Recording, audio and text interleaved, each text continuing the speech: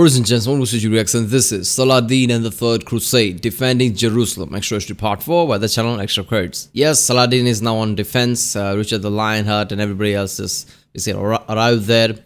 Crusade can begin now, I guess, fighting and everything. So yeah, it's gonna be fun. Remember, if you like my reaction, don't forget to like, subscribe. Check out the reaction today. There's a link in the description. Check out the cards for different places. And yeah, that's what it. Outside Acre, August 20th, 1191. An aide calls Saladin out of his tent. The Crusaders, it seems, are making some kind of move. In the months since Acre's surrender, Saladin and Richard have been mired in negotiations. Saladin has agreed to pay 200,000 dinars, return the true cross, and release captives, in exchange for Richard releasing the 2,600 men of Acre's garrison. But these talks have drawn out as Saladin scrapes up the money and seeks assurances that Richard will release prisoners of rank. And when the deadline for the full payment arrived, Saladin could only offer 100,000 dinars for half of the prisoners. Richard said no, and now his troops are on the move. Clearly, this troop deployment is some new negotiating tactic. Then, Saladin sees the tied-up prisoners at the center of the Crusader army. That doesn't make any... No. Swords flash and spears strike, and in an industrial display of brutality, Saladin's army watches as Richard's men butcher every last... Oh shit! Saladin was still in the misconception that they are still talking the peace talk, while Richard didn't care for none of that shit. So as soon as I can only give you 100,000, oh that's it. Let's start fighting. Let's bring all the prisoners in front of him and kill them and start attacking them, I guess. Because Richard does not think much of Saladin, I guess. He's like, okay, I'm doing you a favor by negotiating. I think that's what his mentality is at the time. Last Muslim captive. The fight for Jerusalem has begun.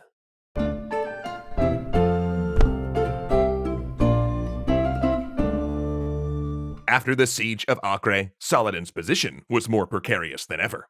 He had poured enormous amounts of both blood and treasure into its defense. And now, in addition to the humiliation of the loss, he had to shoulder the shame of being unable to save his captured men, his only recourse being to execute Crusader captives in retaliation. His army was exhausted and dispirited, crucial support from the sultans and caliphs were drying up, and his Egyptian fleet, berthed in the harbor, had been captured. Worse than all of that, during the siege of Acre, his Ayyubid power structure, the family members he'd placed in high positions, failed to deliver. Key relations had held back reinforcements and resources, looking after their own domains rather than aiding their sultan. The truth was, Acre revealed the limit. What? Only reason you would do nepotism is for the loyalty. You don't expect them to be great leaders because you don't know that. You just put them because they are your relatives, I guess. But if they are not even loyal to you, what's the point of all this shit? So that failed miserably, right? I mean, Napoleon did the same shit by, appointing all the key leaders and emperors of places, his relatives basically, because he wanted loyalty. And he kind of got it, right? Nobody opposed him in any way, I guess. Yeah, nobody opposed him. But in here, when he needed support, his relative didn't do shit. So what was the point of putting them in power? Saladin fucked up there. Saladin is in a really bad position right now. First of all, because he's not the emperor of some kind of a massive Muslim kingdom. No, he has to diplomatically bring everybody along, right? Convince them to get along. And just say, oh, this is the Holy Crusade, right? It's about Jerusalem, it's about this city, and everybody just comes aboard. That is a really fragile thing because when the results are not there, right? When you look like fool, right? You look like somebody who just got your men killed and everything. Your fleet is stuck. People are basically just going to go right now. Saladin has lost it. It's pretty easy for that to go away, I guess. Limitations and weaknesses of Saladin's leadership. True, he was a charismatic commander who was excellent at inspiring troops and rallying disparate camps behind a single message. And no one could doubt that his magnanimous generosity, spotting talented soldiers and administrators, then rewarding them handsomely to gain support, was politically astute. But more than anything, he was lucky. Nur ad-Din had died just as he and Saladin were about to come to blows. Guy had neglected to leave a garrison at Jerusalem when he marched to Hattin, and Frederick Barbarossa drowned in a river. This luck tended to look a lot like divine favor, supporting Saladin's claim. About Guy, man, if Guy had left his troop there defending the city, I mean, Saladin's battle would have been much easier because there would be less troop to fight. Right? And then he would have to, I guess, first siege the city by fighting. But instead of that, he had to fight the full force. So I guess it's, it's not much of a difference. Because rather than sieging the city, he had to fight all the soldiers that were there. Obviously, he won that. But if the Guy had left a certain people behind, the battle would have been much easier than he had to siege the city. I guess it's kind of similar.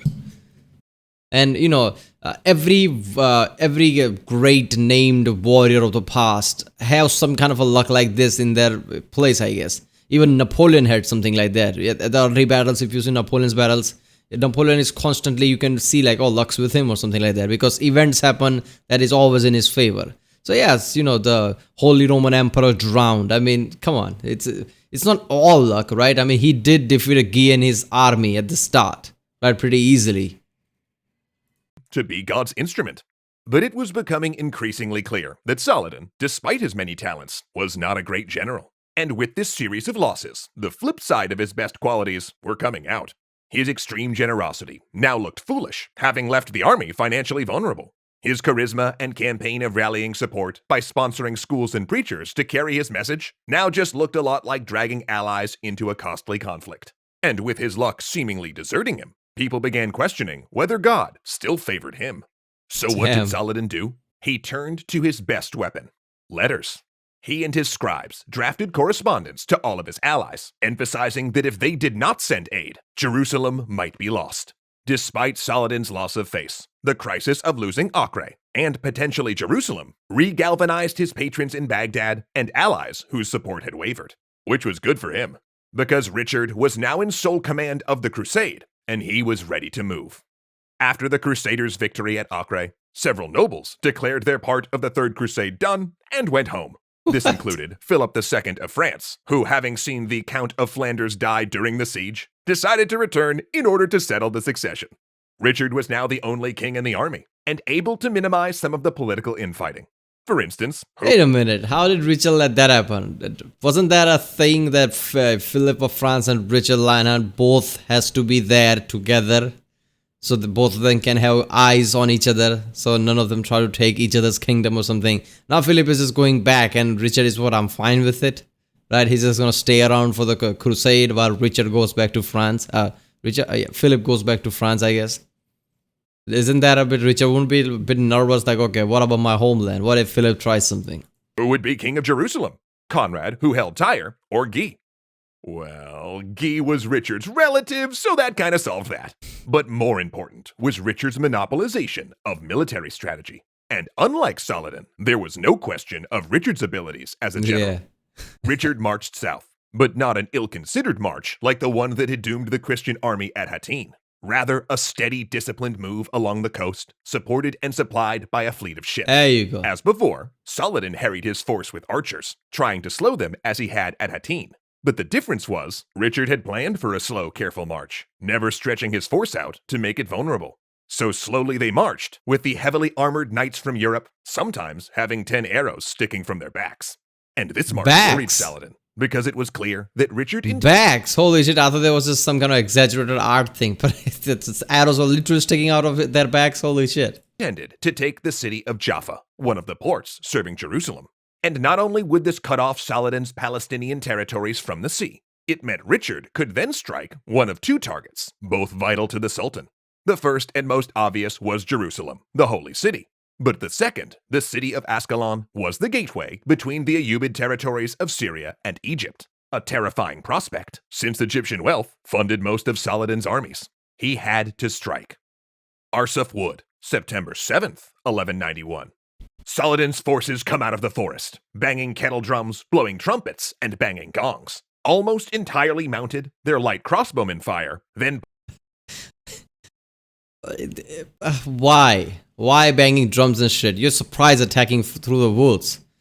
Why not wait until entire army don't realize until you attack, right? I mean, sure, some people will spot you and start to scream, but not the entire army will realize that Saladin is attacking until Saladin starts to attack. But why stick and drums and everything? Like, people like, oh, look at that, Saladin is attacking. I guess defensive position now, people. Part for the cavalry to come through and unleash their own rain of arrows. Then, when gaps open in the Crusader line, they surge forward with swords and maces until they're beaten back. The Crusader vanguard has already reached Jaffa, and Saladin hopes to stretch the army out by goading units into a counterattack, then surrounding and destroying them. He goes to the battle line personally, urging his troops on. But the Knights Hospitaller have had enough. Against orders, they unexpectedly charge Saladin's troops, catching many of his archers dismounted. And after a hesitation, the rest of the Crusader army follows in the attack. King Richard himself is seen, fighting in the thick of combat. It's a rout. Who are the Hospitaller? What are they? Elite warriors or something? Saladin's army flees, deeply dishonored, and the Christians take Jaffa, and thus the sea. Saladin's response is scorched earth. Knowing he has to choose between the Holy City and Ascalon, he makes the only real choice. He destroys Ascalon's defenses, as well as those of every fortress and captured Crusader castle between Jaffa and Jerusalem. Then he mounts an intelligence campaign, sending spies into the Crusader camp and tasking Bedouin tribesmen with kidnapping and interrogating Crusader prisoners. And he also opened secret negotiations, because Richard once again wanted to talk, though this time it was a little different. So Saladin sent his most dependable brother, Al-Adil, to handle the diplomacy. Oh shit, one thing's for damn so Richard the Lionheart and his army is definitely way too overpowering. It's not the same as before, where Saladin defeated Guy and all those people, right at the start of this series. It's not similar. It's Richard the fucking Lionheart. I guess we all know it by now, right? How badass he is. So Saladin is obviously, I guess, outmatched on that frontier, in the battle frontier. But Saladin is damn smart, right? His political tactics, his spy games. So I guess in that way, it's going to be a level playing field because of these differences. It's going to be fun to see who comes out on top in the end. And the spying, which went along with it. Al-Adil had been Saladin's partner in conquest for a long while, managing the wealth of Egypt so it could be funneled to military pursuits. But he was also a charming figure, an excellent sportsman and hunter, and an embodiment of the developing European idea of chivalry. Richard took a liking to him immediately. And with these negotiations, the Crusaders' image of Saladin as the son of Satan began to dissipate, replaced by the image of a fair and noble opponent. Moral of the story, get to know your neighbors before you decide to go to war with them. Yeah, there you go. That's the best thing, right? That's the, diplomacy at its best. The image of, Satan just goes away. In fact, Richard took such a liking to Al-Adil that he proposed a secret plan to marry Al-Adil to his sister. Oh, you heard that right.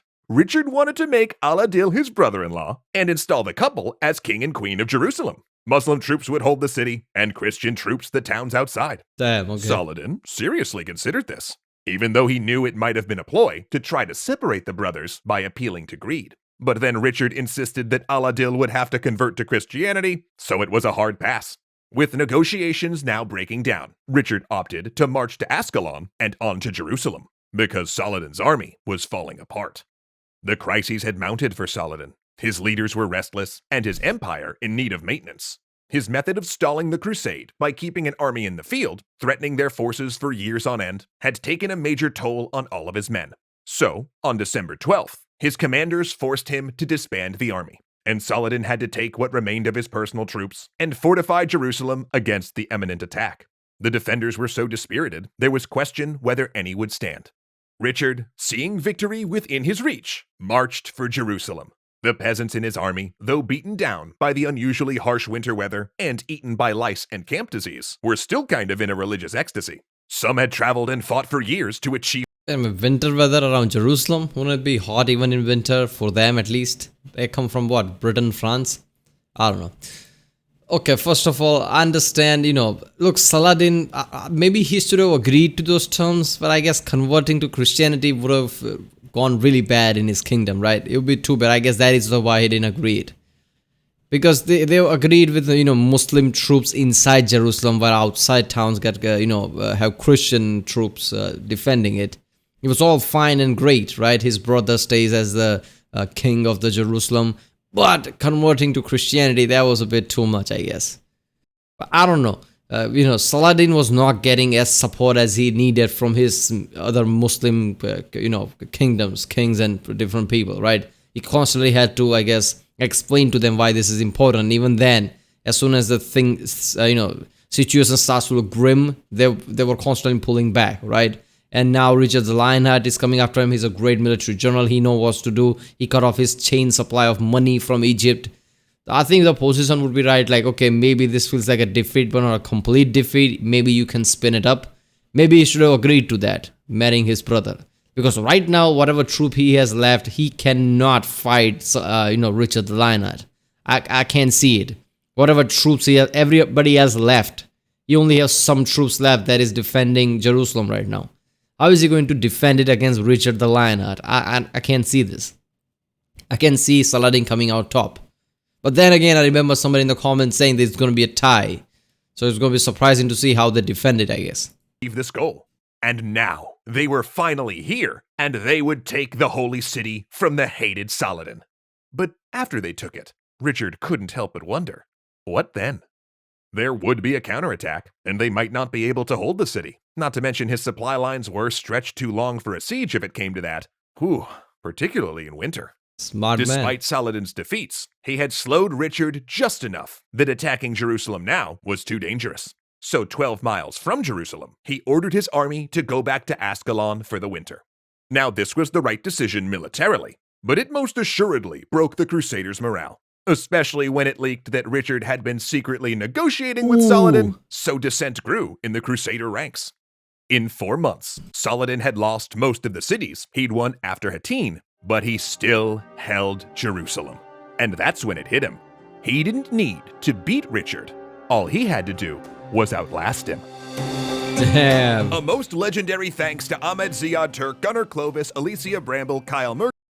Yeah, seriously though, there's still one part left. This is not the end of this series, which is surprising. It's going to be fun seeing what happens in the end.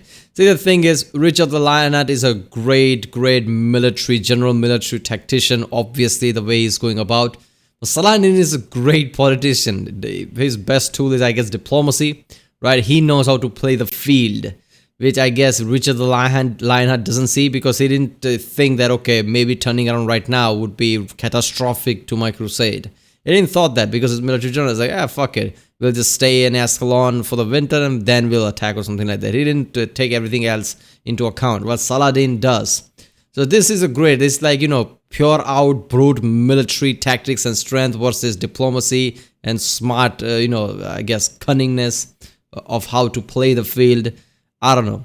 I guess that is why it's tie, because, Richard the Lionheart would have stressed out so much that he couldn't convince his crusade to, I guess, take the Jerusalem, so they would have to turn back in the end. And, Saladin, after all that, would have kept Jerusalem. I think that's what's going to happen in the next part. Yeah. Alright, well, that was Saladin in the Third Crusade defending Jerusalem. Extra part 4 by the channel, extra credits. If you like my reaction, don't forget to like, subscribe. Check out the reaction, there's a link in the description. Check out the cards ordered from places with the cards, and yeah, I'll see you next time.